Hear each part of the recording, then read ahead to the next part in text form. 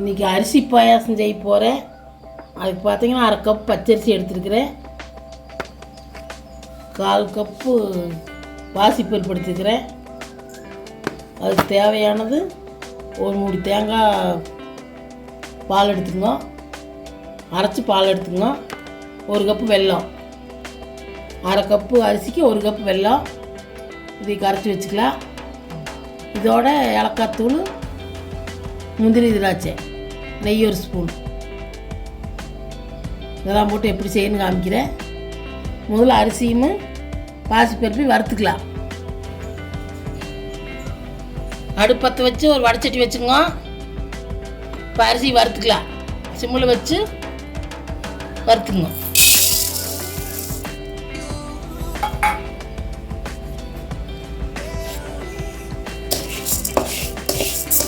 நல்லா மணம் வர வறுத்துக்கலாம்.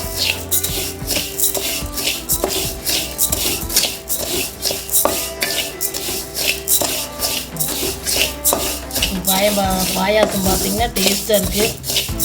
நீங்களும் இந்த மாதிரி 1 நாள் செஞ்சு பாருங்க.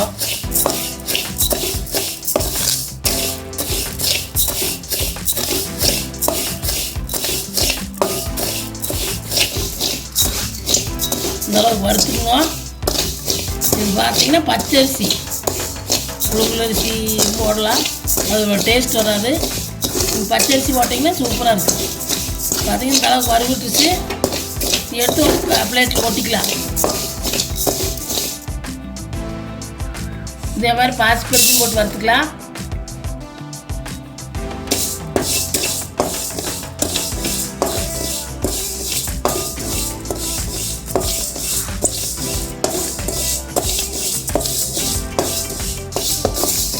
இந்த அளவுக்கு வறுவிட்டுச்சு.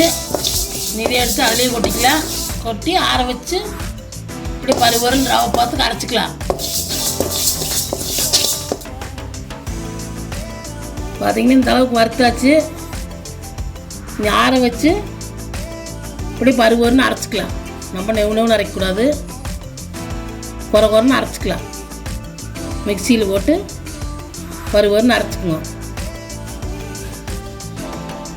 இந்த ஒரு பக்கம் ஆறிட்டு இருக்கு. நீ வெள்ளத்தை கரைச்சி வடிச்சிக்கலாம். தூசு மண்ணெலாம் இருக்குது, அதை கரைச்சி வடிச்சிக்கலாம். 1 கப்பு வெள்ளத்துக்கு 1/4 கப்பு தண்ணி ஊற்றிக்கணும். வெள்ளத்தை கொட்டி கரைச்சிக்கலாம். கரைச்சி வடிச்சிக்கலாம். வெள்ளத்தை போட்டுக்கலாம்.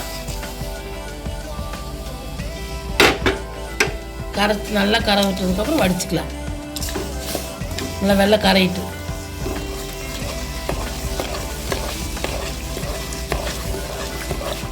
பார்த்தீங்கன்னா வெள்ளம் நல்லா கரைஞ்சிருச்சு. ஒன்று வடித்து ஒரு பக்கம் வச்சுக்கலாம். நீ வடிச்சுக்கலாம்.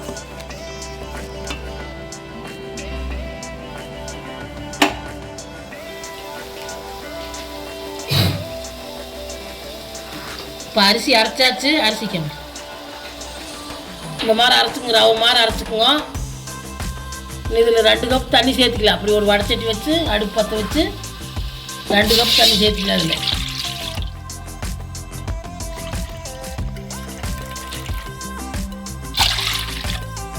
தண்ணி ஆகிட்டு அரிசி போட்டுக்கலாம்.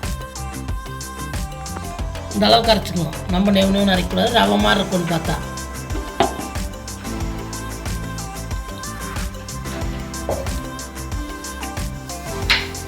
பார்த்தீங்கன்னா தண்ணி கொதிச்சிருச்சு. இந்த அளவுக்கு நல்லா கொதிச்சு வர போட்டுக்குங்க. கொஞ்சம் கொஞ்சமாக போட்டுக்கலாம், கட்டியாகாத போட்டு கலரிக்குங்க. ஒரே முட்டை போடக்கூடாது. இப்படி கொஞ்சம் கொஞ்சம் போட்டு கலரிக்குங்க. கட்டி முடிச்சுது கொஞ்சம் கொஞ்சம் போட்டு கலரிக்கிட்டே இருங்க.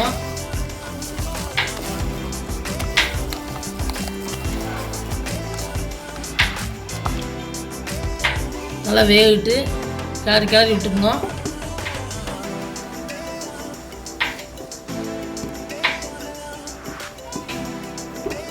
இப்படி கிளறிக்குங்க, கை விடாத. நல்லா வேவிட்டு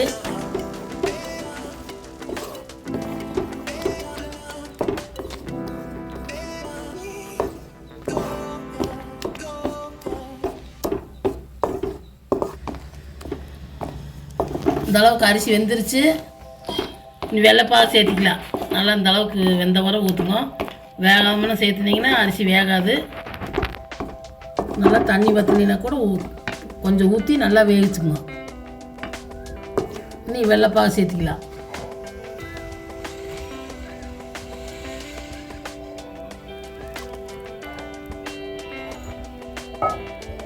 வெள்ளைப்பாகு சேர்த்து நல்லா கிளறிக்குங்க.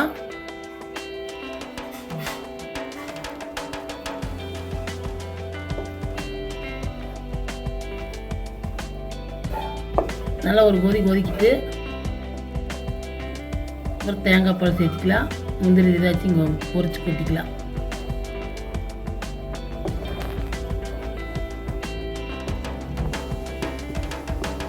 வெள்ளைப்பாகு ஊற்றி இது இப்படி கொதிக்கிட்டு முந்திரி ஏதாச்சும் பொரிச்சிக்கலாம். இப்படி ஒரு கரண்டி வச்சுக்குவோம். ஒரு ஸ்பூன் நெய் ஊற்றிக்குங்க.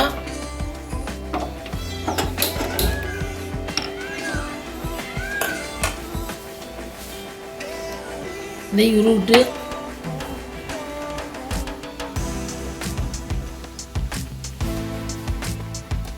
நாங்கள் முந்திரி இல்லாதனால பாதாம் எடுத்துக்கிறோம்.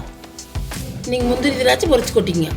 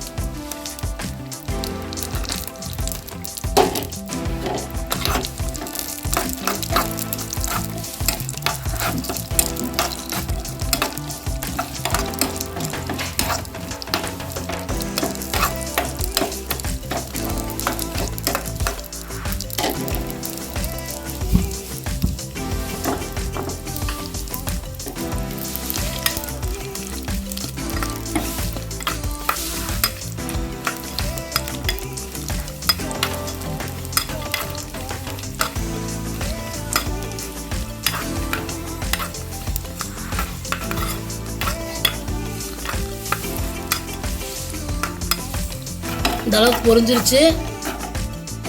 இன்னும் பாயாசத்தில் கொட்டிக்கலாம்.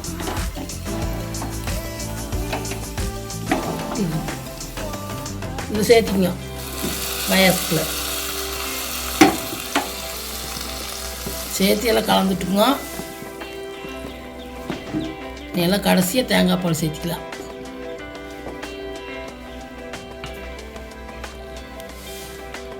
பார்த்தீங்கன்னா இப்படி அரைச்சி வச்சுக்கோங்க. நீங்கள் தேங்காய் அரைச்சி வேணாலும் ஊற்றிக்கலாம், பால் எடுத்து வேணாலும் ஊற்றிக்கலாம். நாங்கள் அரைச்சி வச்சுருக்குறோம். நீங்கள் வேணால் வடிச்சிட்டு பால் வேணாலும் சேர்த்துக்கலாம்.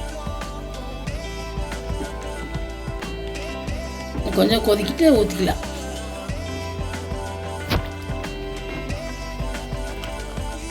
ஏலக்காய் தூள் இந்தளவுக்கு ஒரு ஸ்பூன் சேர்த்திங்க. நான் சக்கரை போட்டு அரைச்சி வச்சுருக்கிறேன். ஒரு ஸ்பூன் சேர்த்திங்க ஏலக்காய் தூள்.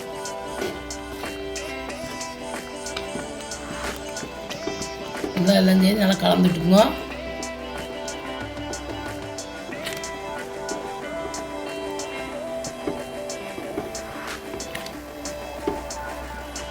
எல்லாம் போட்டாச்சு. நீ தேங்காய் பால் சேர்த்துக்கலாம்.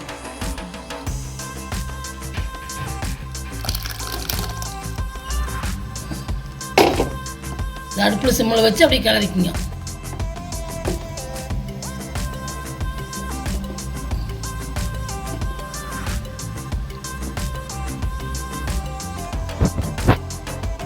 தேங்காய் பால் ஊற்றி லேசாக கொதிச்சா போது, நம்ம கொதிக்க வேண்டியதில்லை, திரிஞ்சு போயிடுது.